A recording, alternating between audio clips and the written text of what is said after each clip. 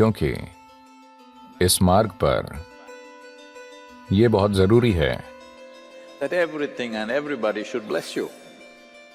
कि हर चीज और हर व्यक्ति आपको आशीर्वाद दे। जब आप जमीन पर चलें तो धरती आपको आशीर्वाद दे, ये प्राणी विकसित हो, क्योंकि आपको हर चीज की जरूरत होगी।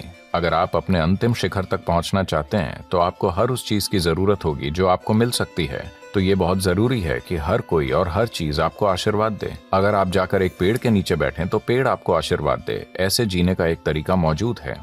यही साधना है। साधना इसी के बारे में है, इतना ज्यादा तालमेल में होना। चाहे वो एक जानवर हो या पक्षी या पेड़ या घास का तिनका हो, वो सभी खुद ही आपसे निकटता महसूस करें, आपकी तरफ से नहीं, और वो आपके लिए जो बेहतरीन हो सके वो करें।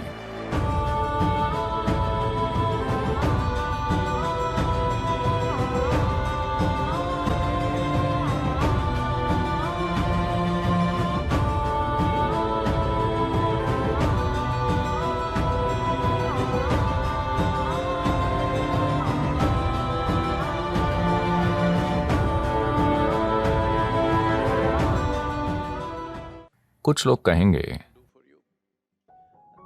ये बकवास है, ऐसा कोई विज्ञान नहीं है। वो सोचते हैं कि विज्ञान प्रयोगशाला में होता है, विज्ञान सृष्टि में हो रहा है। आपने बस कुछ चीजें देखी हैं, किसी ने सब कुछ नहीं देखा।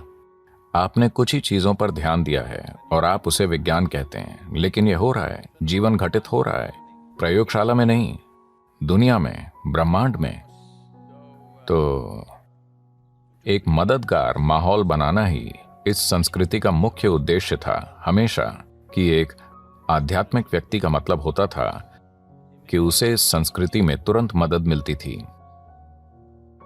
जैसे आपने ध्यानलिंग मंदिर में कुछ पैनल देखे हैं, आपने तमिलनाडु के संतों और सिद्ध लोगों के पैनल देखे हैं, उनमें से एक यही दिखाता है।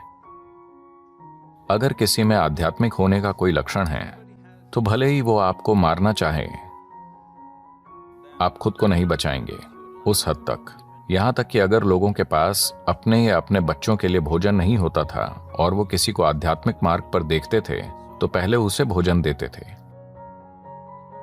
क्योंकि उन्हें लगता था कि वो अपने जीवन का हमसे बेहतर इस्तेमाल कर रहा है। हमें अपनी संस्कृति में ऐसा माहौल बनाना होगा। ऐसा नहीं है कि आज हम जाकर भोजन के लिए लोगों पर निर्भर रहने लगें। हम दूसरे तरीकों से चीजें कर सकते हैं। मैं इकोनॉमिक फोरम में था तो हर कोई मीटिंग्स में व्यस्त था। हम एक मीटिंग से दूसरी मीटिंग में जा रहे थे। ये 5 दिन का पागलपन जैसा था। पर हर जगह कुछ कॉफी काउंटर थे और नाश्ते के काउंटर थे, वो वहां रखे हुए थे। लोग कभी भी जाकर खा सकते थे, क्योंकि लंच डिनर किसी चीज के लिए समय नहीं था। हम दिन भर लगे हुए थे। मैंने देखा, मैं कोई बयान नहीं दे रहा हूं किसी भी इंसान पर नस्ली टिप्पणी, लेकिन मैं बस गौर कर रहा था।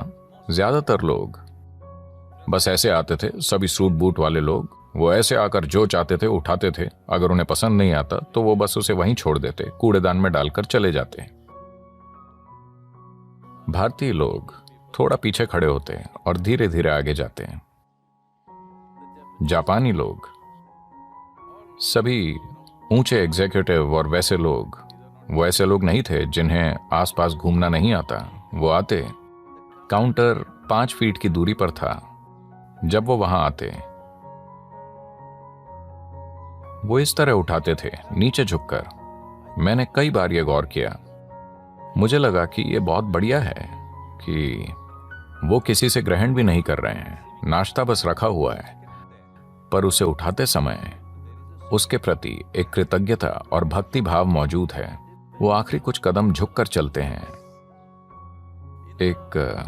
एक पूरी तरह से कॉरपोरेट माहौल में हर कोई सूट बूट में है, ठीक है? वो बस, उनमें से हर कोई, वो इसे सचेतन होकर भी नहीं कर रहे, वो बस कर रहे हैं। मैंने ये बार बार देखा वहां बैठकर। जब भी कोई जापानी व्यक्ति कुछ लेने आता, वो झुककर आगे जाते और उठाते। मैंने सोचा कि हमें यही चाहिए, कि हम जिस हवा में सांस लेते हैं, जो पानी हम पीते हैं, जो खाना हम खाते हैं, और धरती का हर दूसरा इंसान और हर दूसरा जीव जो हर पल किसी तरह से हमारे जीवन में मदद कर रहा है, उनके प्रति हमारे अंदर आभार की भावना आनी चाहिए। हेलो, आप जिंदा नहीं रह सकते थे। आप अपनी मूर्खतापूर्ण बुद्धिमत्ता के कारण जिंदा नहीं हैं। आप इसलिए जिंदा हैं क्योंकि ये सारी चीजें हर समय आपके लिए काम कर रही हैं। तो साधना का एक महत्वपूर्ण हिस्सा ये है कि आप कुछ नहीं जैसे हो जाएं। अगर आप कुछ नहीं बन सकते तो कम से कम ब्रह्मांड में बाकी सभी लोगों से छोटे बन जाएं। हेलो, ये बहुत महत्वपूर्ण है।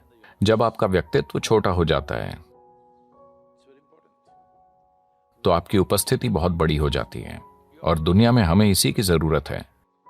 विकास के लिए एक महत्वपूर्ण चीज ये है, विकास को इस तरह मत समझिए।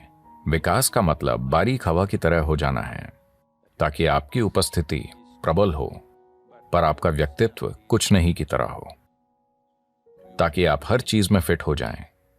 यह बहुत महत्वपूर्ण है।